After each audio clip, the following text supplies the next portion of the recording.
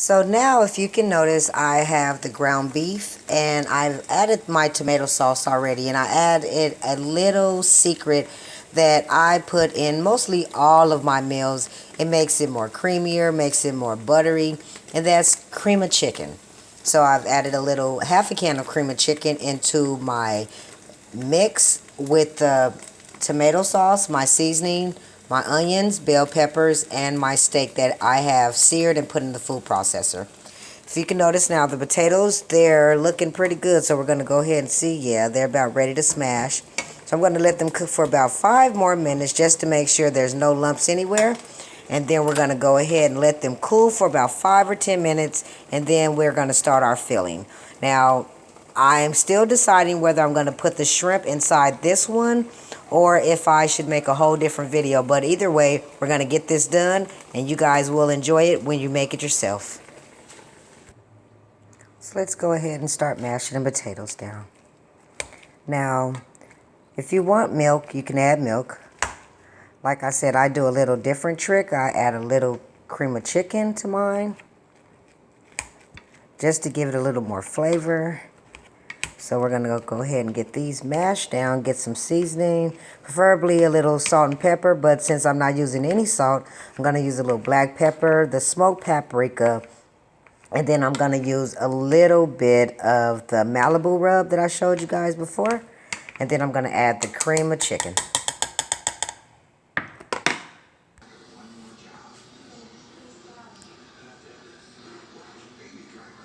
Okay, so we're going to go ahead now and get started with our mixture now that I have the meat already together mixed in with the shrimp, and I have my mashed potatoes.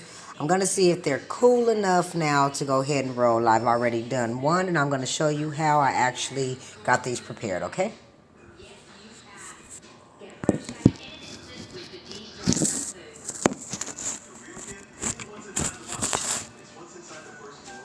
Okay, so the first thing I'm going to do is take a little bit of the mixture. I'm going to take about this much. I'm going to flatten it out in my hand. Then we're going to make one little ball, okay? I'm going to flatten it out, maybe like a mini pizza. I'm going to put a little bit of the mixture inside, just like so. We're going to go ahead and cuff that. And we're going to add a little bit more of the mashed potatoes on top.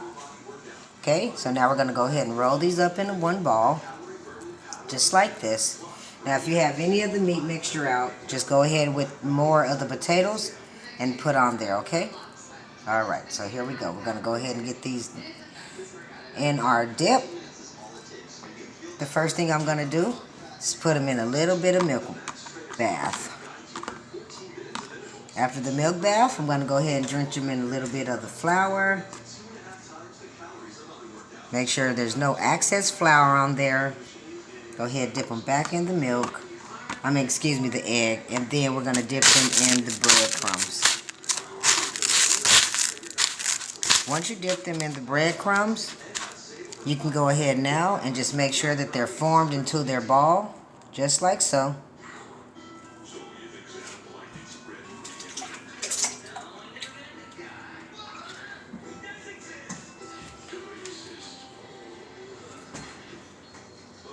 Okay, so now we're going to go ahead and get started. We're going to go ahead and get our grease high. We're going to get ready to start frying and then see exactly what it is that they're going to come out tasting like, okay?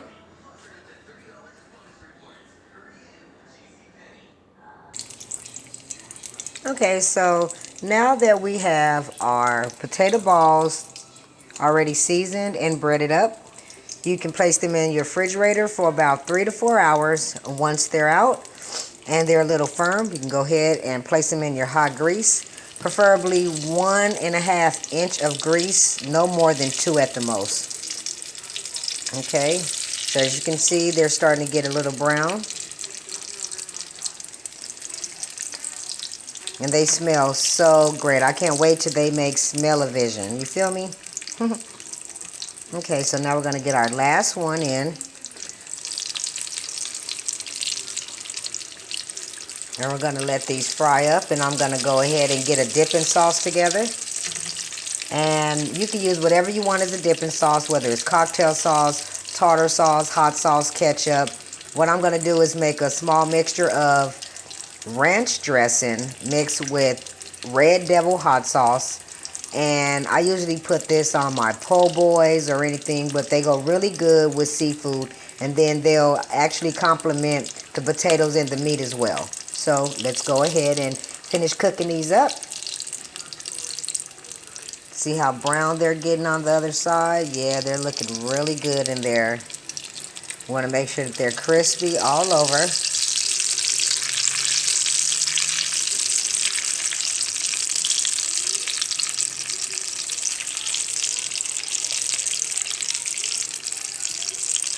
Now, since I am pretty much an expert in cooking, I'm in my 40s, been doing it for over 30 years, so what I just did is not recommended for beginners.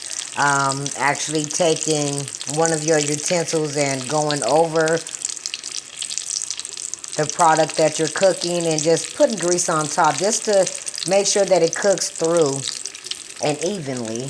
That's the only reason I'm doing it. If you're going to do this, be very careful. Make sure you're standing on the opposite side, well, pretty much the same side as the as your utensil that you're going to be using. And make sure as you put the grease on top of your food that you're actually making sure that none splatters anywhere or gets all over the floor, okay? You want to make sure of that.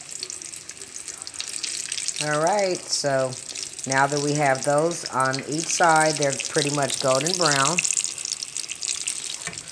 We're going to do these for about 2 or 3 minutes on each side and then get them plated up. Okay, so while I am waiting on the potato balls to actually finish, I'm going to go ahead and make a small dip.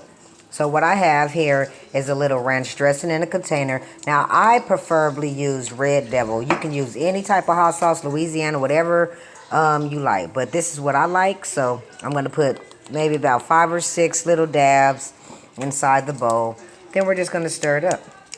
Once you stir it, it has an awesome taste to it.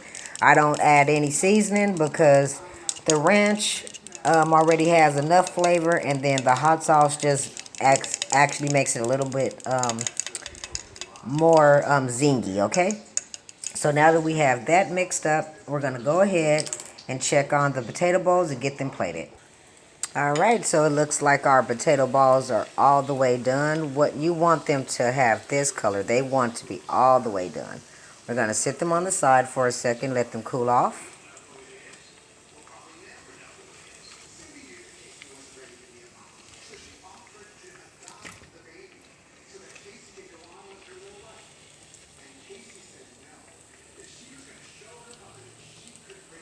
You want to make sure all that grease is drained out of here. And once we get our last one out, we're going to go ahead and start plating. Now, you can test yourself and see if you need any seasoning. With all the seasoning that we added into our meat, into our mixture of dry ingredients such as the egg, the flour, and the breadcrumbs, which were already seasoned. I don't believe you're going to need any other seasoning, okay? So now let's go ahead and get these plated up.